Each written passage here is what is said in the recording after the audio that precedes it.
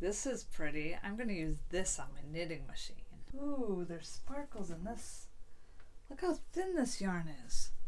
I'm going to use this on my knitting machine. This scarfy yarn is gorgeous. I'm going to try this on my knitting machine. Hey machine knitters, it's time to choose which knitting machine would you like to start your knitting journey with. The first question you need to ask yourself is, do you prefer the worsted weight yarns and the bulky yarns, or do you prefer working with the smaller fine and sock weight type yarns? If you prefer the bulkier yarns, you're going to want a bulky machine.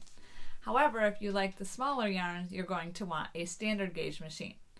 Now, you can meet in the middle, which some of you really might like, but make sure you listen to the pros and cons of the mid-gauge machines before you make your final decision. So first, let's talk about, do you want a new machine or do you want a refurbished or a used machine? You can still find lots of used machines on Facebook Marketplace, Craigslist. Some of these machines have never been used. They've been stored in people's attics or basements or under a bed. It may seem intimidating to think about refurbishing a machine, especially if you know nothing about them, but it's actually not that difficult, and there are lots of tutorials on YouTube to tell you exactly what to do to clean your needles, clean the bed, and the carriages. All of the machines that I have bought, except for one, I have refurbished myself. But if you don't want to do the work yourself, you can find machines that have already been refurbished. You can still get a new knitting machine, but they can be quite pricey. So you kind of need to weigh, do you want to spend a lot on a knitting machine, or do you want to go ahead and do the work and not spend quite as much? A lot of times people that have found these in their attics, they don't really know what they are, they're not interested in them, and they'll sell them pretty cheaply.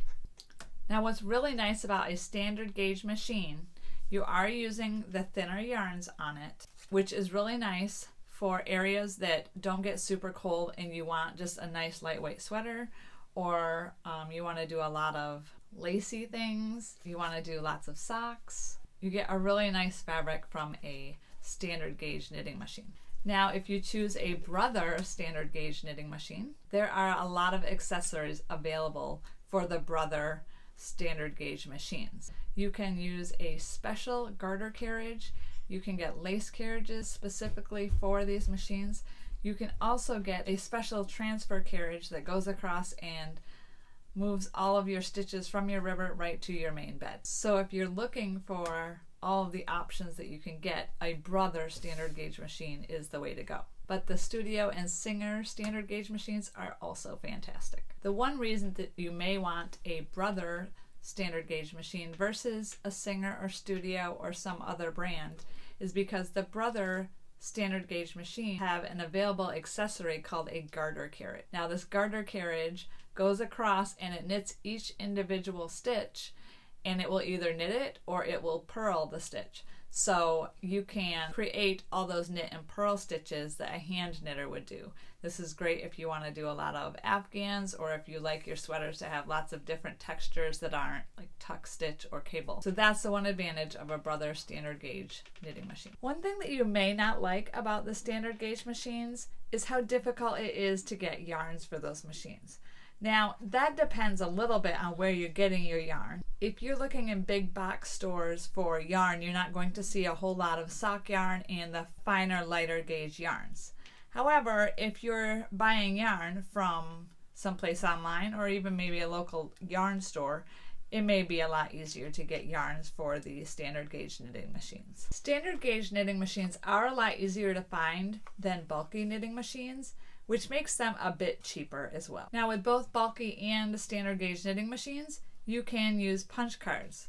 Now this is a punch card. You can see that it makes a train pattern. If you'd like to be able to do patterns like these, like on the bottom of a sweater for a child or anything like that, it doesn't have to be a train. If you want to be able to make patterns along the bottoms of your sweaters, maybe along scarves or neck warmers or hats, then you will want a machine that uses punch cards or an electronic machine where you can enter the pattern that you want to use. These electronic machines also come with a whole book of ready-made patterns that you can start with. Okay, So let's talk about the bulky machines. This is a Brother 260. It is a bulky machine. It's a 24-stitch punch card machine. I probably use this way more than my standard gauge machine. So I just love bulky yarns. Like, I'm trying this new Scarfie yarn now, just to see how it knits up on the knitting machine. I've done a lot with the number 5 bulky yarns. I just really love my bulky machine. Now I do have a Studio 150 as well. That is what you see a lot at the beginning of my channel. On my older videos, I was using my Studio 150, which is the same as the Singer 150. That is not a punch card machine, but I still did a lot of different things with it. You can get a Brother 270, which is an electronic machine. So you can, same as the Brother standard gauge electronic machines, you can put in your own patterns. The bulky machines are a lot harder to find, probably because there's only like 3 of them that you can get to choose from. So there is a Studio Singer 150.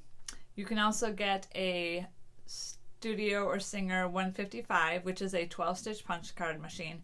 And there's the Brother 260 and 270 machine. You can get a color changer with this machine. You can also get a knit leader. So there are some options with it. It knits up a sweater really quickly because you are using the bulkier yarns, and so you don't need to do as many rows, as many stitches.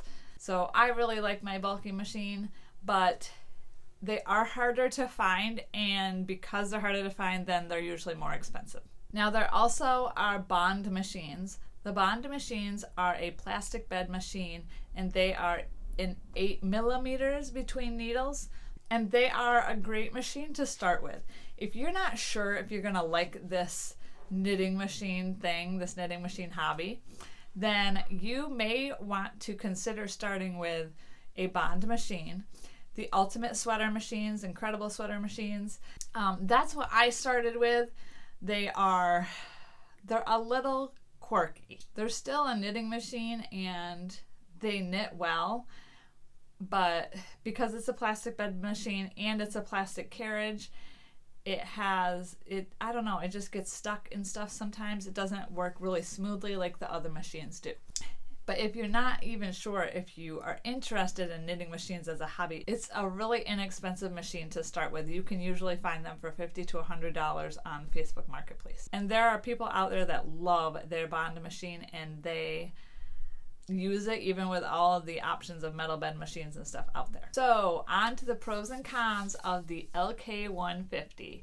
This is a super popular machine because you can get it on Amazon. And it takes a variety of yarns that are popular. So a number 3, a number 4 worsted weight, along with the number 3, the DK weights in the UK. And you can even use some bulky yarns on the LK150. A lot of hand knitters really like the LK150 because you can hand knit something and then put it on the LK150 and finish it on there, and it's easy to transfer from your hand knitting to the LK150. It seems to be a lot harder to do that with standard and bulky machines. I'm not a hand knitter, so this is just stuff I've heard. The one main drawback that I think the LK150 has is that you can't get a ribber for it at this point. So I do a ton of stuff with my ribber, and I just don't want a machine without a ribber. So I have chosen not to get an LK150 at this point, but if I did find one pretty cheap and locally, then I would consider getting it and trying it out and letting you guys know what I think about it.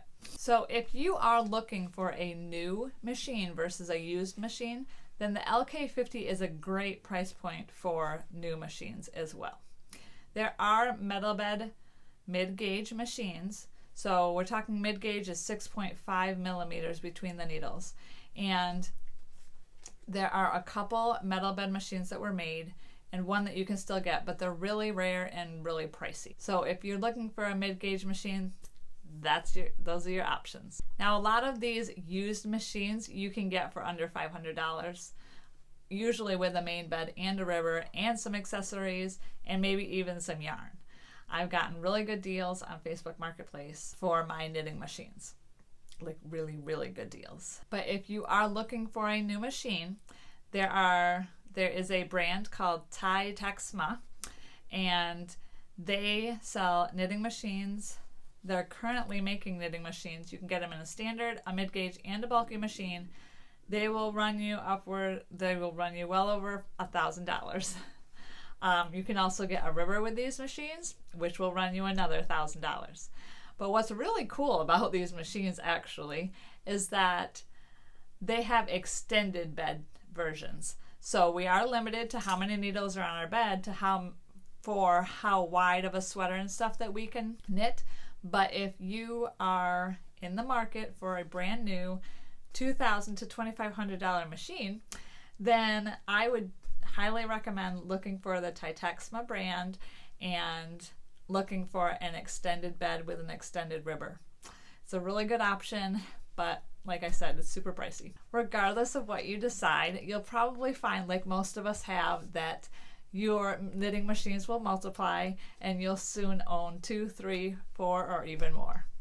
There really are tons of brands and different options for knitting machines. There's lots that I haven't talked about yet, and I couldn't possibly put them all in one video. So this is just an overview for beginners to think about in order to choose their first knitting machine. But I will leave links in the descriptions that I think will be helpful, and even one to a post that will give you a lot more information, a lot more knitting machines, and talks about things in a lot more detail than I can in this quick video. As always, make sure you give your knitting machine some love this week, if you have one.